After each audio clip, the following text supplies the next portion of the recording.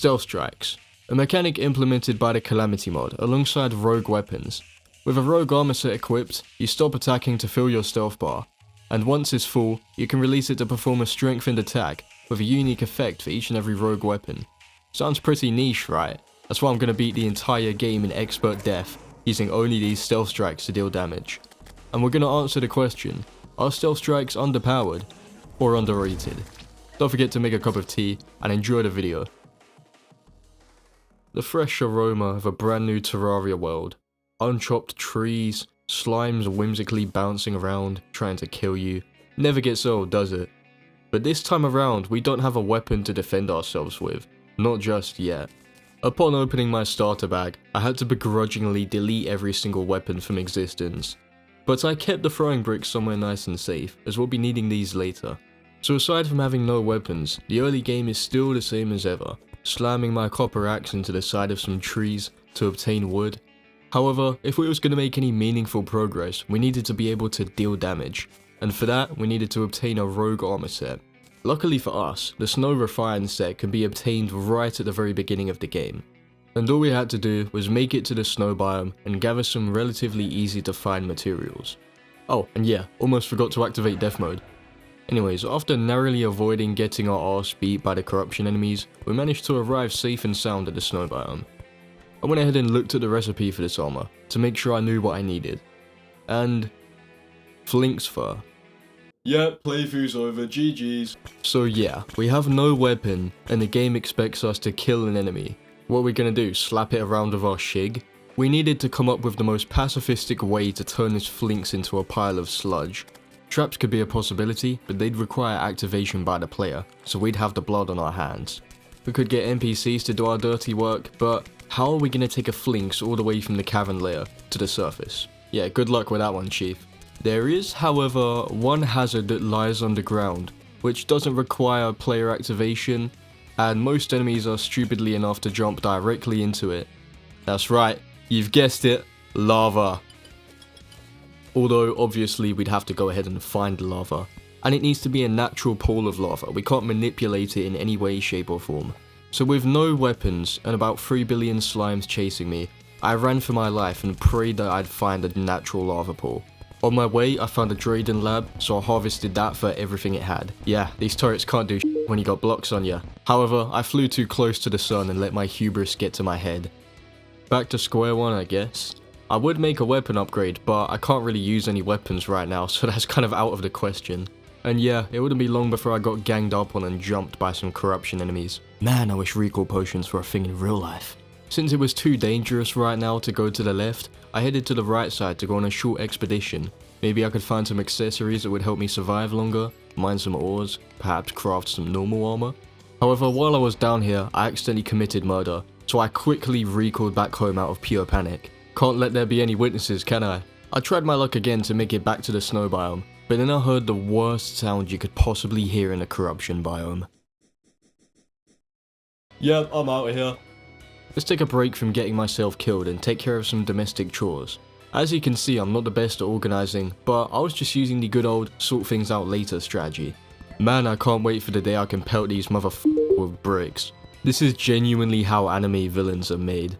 Well, I guess if you can't go over it, and you can't go under it, and you can't go through it, you have to go over it. Look at me now, Eater of Souls, I'm breaking the system. Okay, a Star Fury, come on man. Luckily though, to make things up to me, the game gave me a lifetime supply of amethyst.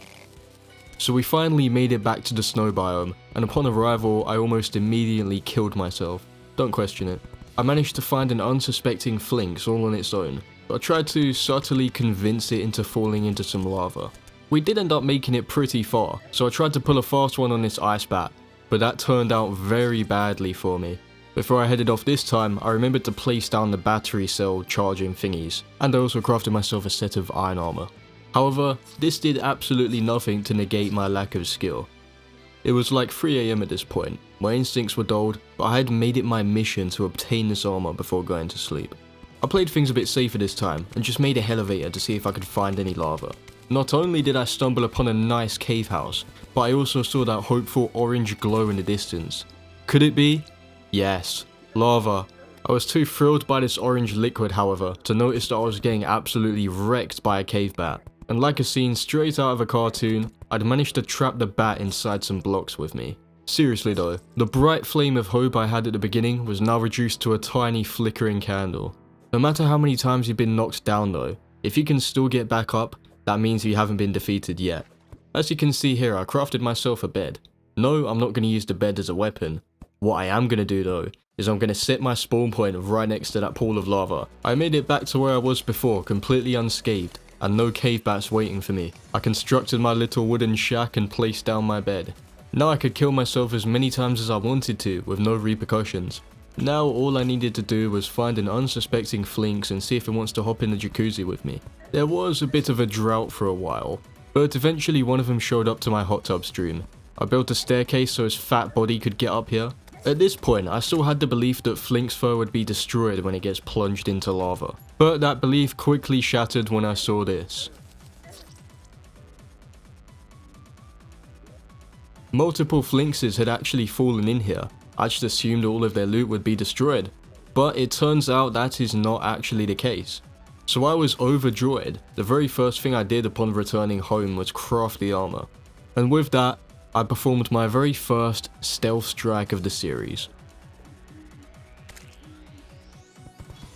Incredible.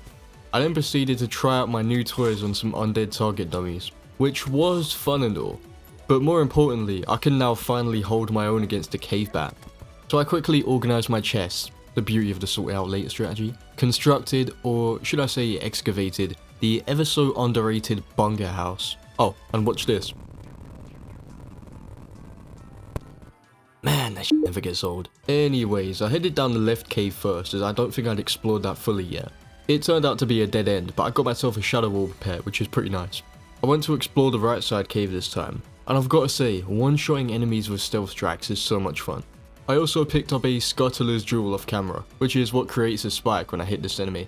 As of right now, there was two particular weapons on my mind, the Crystalline and the Gilded Dagger, the two of which being some of the best pre-boss rogue weapons you could get.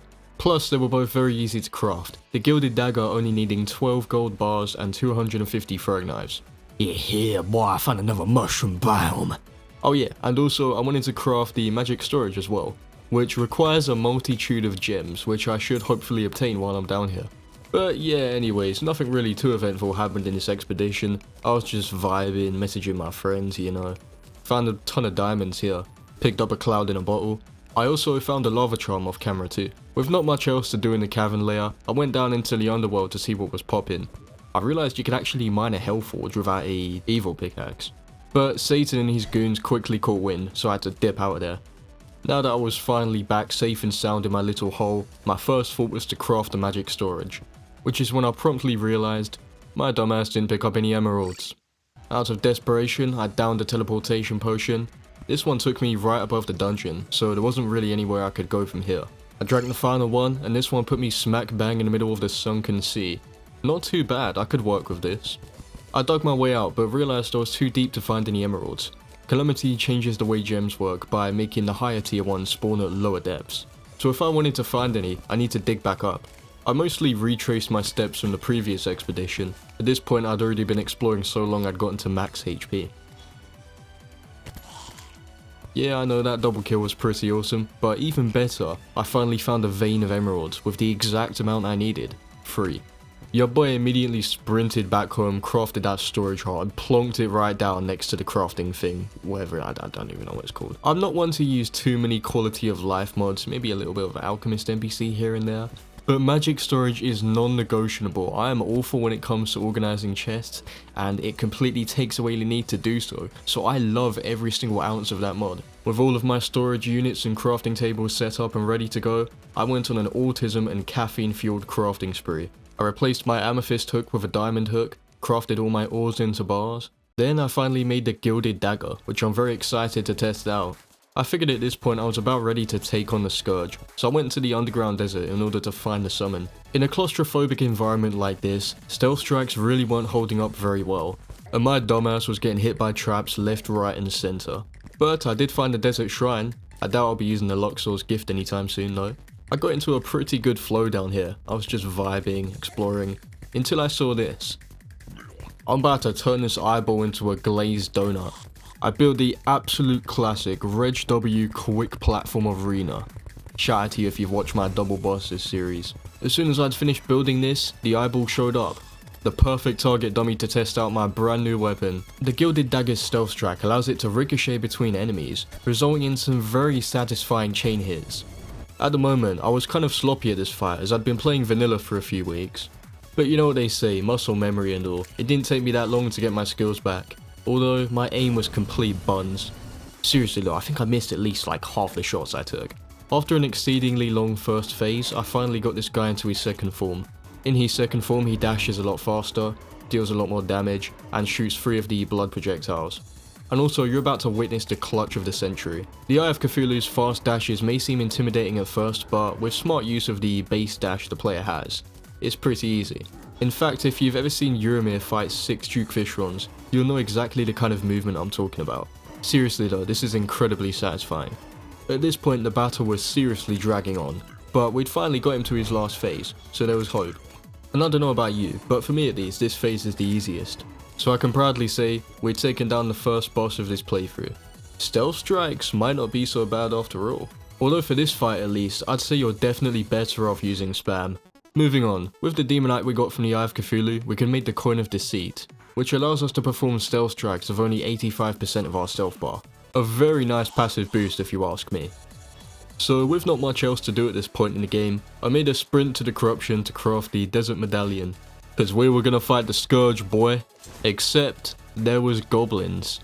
Who cares about them, I'll just build my platform anyways. See what are they gonna do, their arrows couldn't even pop a balloon. So yeah, anyways, all balls, no brain, we just summoned in this boss. Let's get to it. The Gilded Dagger didn't look like it was doing that much at first, but this thing was shaving off multiple hundreds of his health every single hit.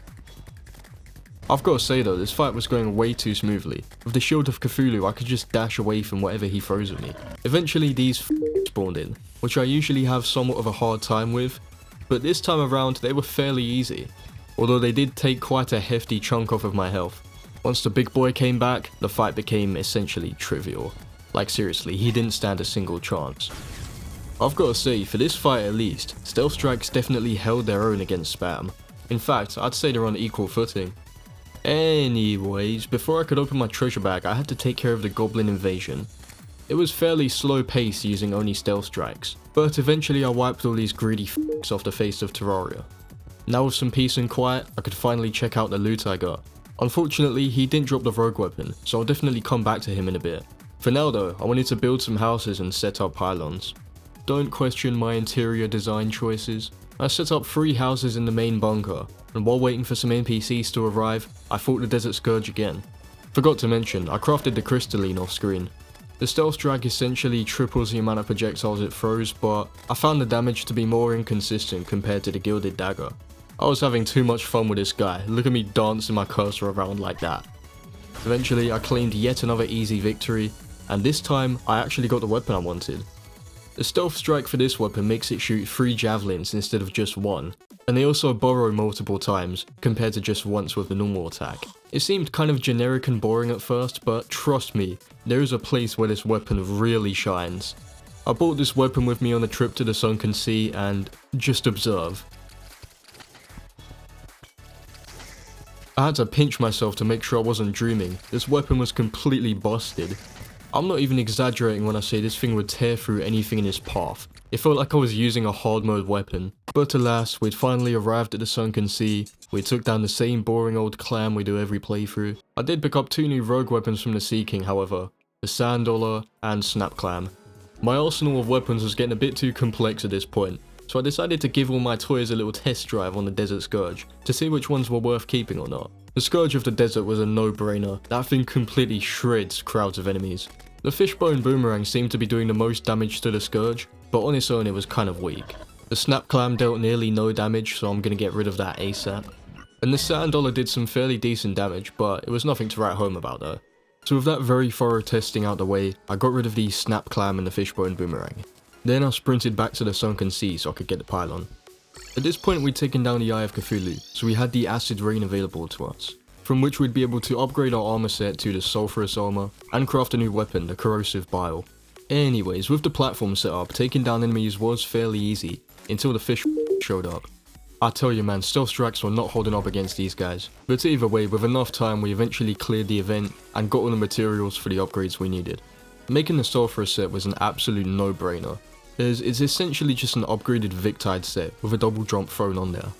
With my brand new upgrades, I once again summoned in the Scourge just to use him as a target dummy.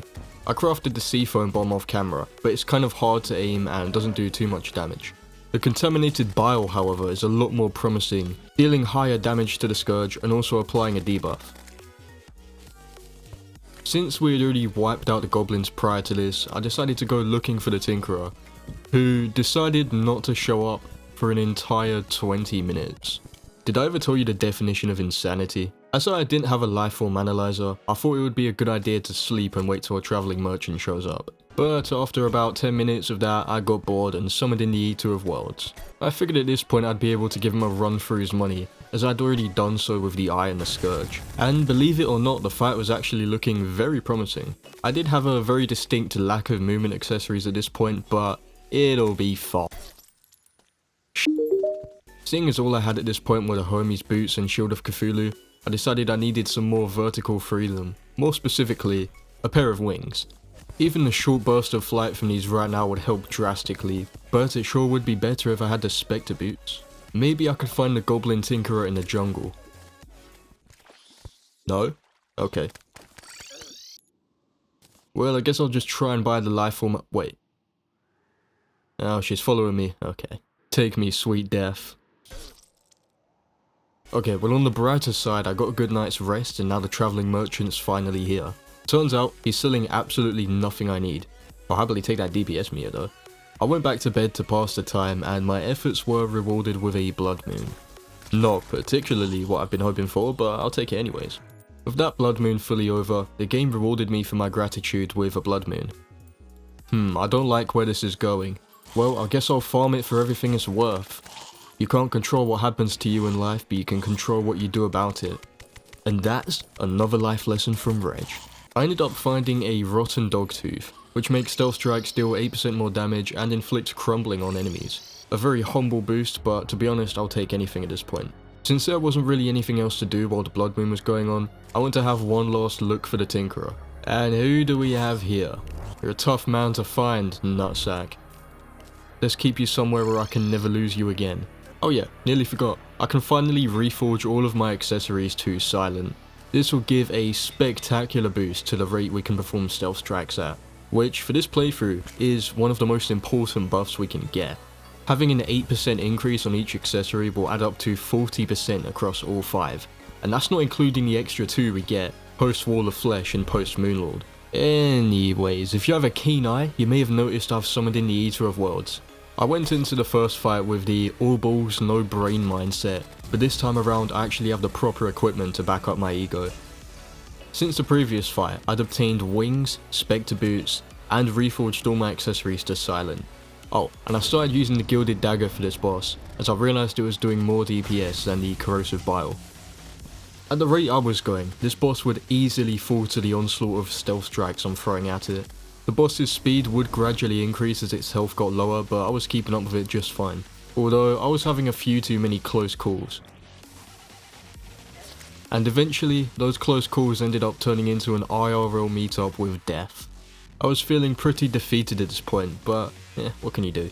I was all out of Shadow Orbs in the first corruption, so I had to go all the way to the second corruption to break some more. And yeah, if I can't be bothered to make the boss summon, there's no way I'm making an arena. In the Calamity mode, bosses don't actually despawn when they're not in their specific biome, so I dragged this guy all the way to the first corruption, nearly getting myself wiped out in the process. But either way, I made it back, I healed up, and now we were thriving. I'd learned from the previous fight not to fly too high upwards as it makes the boss enraged. And with that realization in mind, I was absolutely shredding the boss. I was untouchable. In the final phase of the fight, it was kind of hard to hit the worms as they were so small and agile. But they don't know about this secret life hack, vanilla players hate me. Except I can't aim for jack, so that was basically pointless. Either way, one final super satisfying stealth strike from the Gilded Dagger transmuted this boss from a worm into a pile of loot. Now, for rogue players at least, the Eater of Worlds doesn't really give you anything directly, but there was a weapon I could obtain from mining meteorite, that being the Meteor Fist. Oh, and yeah, I forgot to mention, spam is definitely better for the Eater of Worlds. I would not recommend doing it with stealth strikes. Anyways, we found the meteor crash site. Whoever made Vein Miner, I love you. With orders of magnitude more bars than what I needed, I crafted the weapon and got the perfect modifier on it. Let's go. The stealth strike for this weapon allows it to ricochet between enemies, which is pretty generic, but holy that damage. And I knew just the perfect health pool in order to test this thing out on. Yep, we were going to take on the Hive Mind. I know we just defeated the Eater of Worlds not 5 minutes ago, but come on, all balls, no brain. And plus, did you see the damage the Meteor Fist dealt to that robot a minute ago? There's no way I'm not going to test this thing out. One good strike of this weapon can take out all the minions and deal multiple hundreds of damage to the boss. Like seriously, who balanced this? 1700 DPS? I think we might have found a hidden gem here. And that's not even with adrenaline. Now we have the boss in his second and easiest phase, so I can test out this weapon in isolation. It seemed to be dealing around 150 damage per hit, but sometimes it would hit twice, resulting in over 300. And that's not including critical strikes, or the fact that it can ricochet between up to 4 enemies. Oh yeah, just casually take 1500 off the boss's HP with one single hit. Anyways, the final phase is when things get particularly tricky. The Hive Mind spawns these dark hearts that float above you and oh my goodness, I just killed them all. I cannot glaze this weapon enough. Looks like the tracking disc finally has some competition. I genuinely have no words. This thing is like the gilded dagger on anabolic steroids. Needless to say, we took the boss out with relative ease. I missed about 5 times trying to kill these guys. Eventually I got him though, and I opened up my treasure bag. Now this boss doesn't directly drop anything rogue related, but it does open up a ton of opportunities for us. Namely some aerialite upgrades and the all-powerful, the almighty tracking disc! Man, you are an OG if you get that reference. Well, anyway, since we killed the Hive Mind, we can now finally mine aerialite ore, which will allow us to craft a shiny new armor set and one very insane rogue weapon. So obtaining a butt ton of this ore was in my best interest right now. Now it's big upgrade time. I crafted the filthy glove, but after comparing it closely to the rotten dogtooth, I realized they're basically exactly the same. I crafted the turbulence, a rogue javelin, which, spoiler alert, is absolutely insane. Now for the main event, my precious, the tracking disc.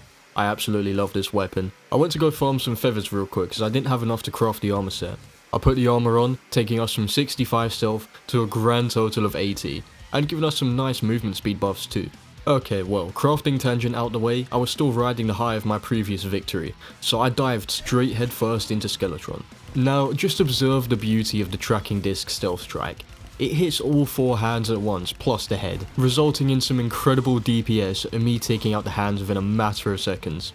With the hands out the way, I tested out the turbulent stealth strike, which excels with single targets. Before I could even check the DPS, I got wombo comboed by a Skeletron. From what I could see here, the homing slashes that trail the weapon do an absolute ton of damage. So ideally, you want the weapon to cover as much distance as possible to get the most of them to spawn. But that doesn't matter now because I'm dead. If I'm being honest, I've never really liked the increased full speed of the aerospec armor, so I'll put the sulphurous armor back on. This time around, I built a quick platform arena, and took a couple buffs with me, just for extra safety. Once again, the hands were wiped out in a matter of seconds, and I managed to avoid the stupidly fast dash that caught me off guard last time. But I was still getting completely shigged, probably because I didn't have lightning boots yet. My health was running low, but I managed to get to the second hand phase, so things were all good. I'd once again take out the hands within a matter of seconds, and this time I had some adrenaline charged up. But I was pretty close to dying, so I used it to tank a hit instead. We were now on the final and most chaotic phase of Skeletron. Like seriously, this should be looking like Sans. But as long as you stay calm and find a rhythm with the attacks, and have a good homing weapon, it's fairly easy. And also, you gotta change your dash keybind, man. Having dash on mouse 4 absolutely slaps, just like I slapped Skeletron. I knew stealth strikes had some pretty niche use cases, but this fight and the Hive Mind have absolutely blown my expectations out of the water. Just like I'm gonna be diving into okay, I'm sorry, I'll stop. Besides, I didn't want to go there just yet. The first immediate thing on my mind was to try the Slime God. Once again, the tracking disc excelled here due to there being multiple targets. I wanted to show the Turbulence some love too, but to be honest, I really didn't have the same multi-target potential. Seriously, nothing comes close to the tracking disc. To my surprise, the fight was going very smoothly. The DPS was pretty average, but I know for a fact the tracking disc will be buffed in the second phase, which I was right about, but the sheer amount of slimes overwhelmed me. It was at this point I decided to bite the bullet and take a dive into the abyss, as there was one particular weapon that tickled my fancy. That being the lionfish. On its own, the weapon is nothing spectacular, but on paper the stealth strike actually looks fairly interesting, so I decided to give it a go. I've got to say, even with this being a single target weapon, the DPS was pretty great. The homing urchins from the stealth strike would absolutely devastate the slime god's health pool, and the tick damage from the weapon itself was just an added bonus. For the first phase at least, I'll say this weapon is superior, but I'll definitely be switching to the tracking disc for the second. That is, if I can get to the second phase. I was still running off of Spectre boots at this point, so I was definitely overdue an upgrade. I already had an anklet at this point, so all I needed was the anklet of the wind for the lightning boots, which I came across with relative ease. With my new shoes, I summoned in the slime god again. You may be wondering why I'm still using the fledgling wings when I could have crafted the skyline wings long ago. Well, that is simply because the fledgling wings have better horizontal speed. Oh, and anyways, would you look at that, we're in the second phase. And I have adrenaline charged. Observe. Yes, you read that correctly, 2000 DPS with a pre-hard mode weapon. Maybe stealth strikes aren't so bad after all. But anyways, I think it goes without saying that I completely annihilated this guy. The penultimate boss before hard mode begins, and I've got to say, right now, things couldn't be looking any better. Is this even a challenge anymore? Well, silly questions aside, I crafted the static refiner and had a look at my options.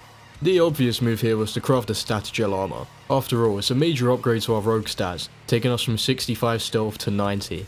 Plus, it also grants us double jump, just like the sulphurous armor. So, with my shiny new fit, there was one more weapon I had my mind on. That being the metal monstrosity, an amalgamation of spikes and balls. While its physics are a bit wonky, this is a great weapon for close quarters combat, and the stealth strike only enhances that effect. It had been a while since I checked up on the desert, and my NPCs were dying at...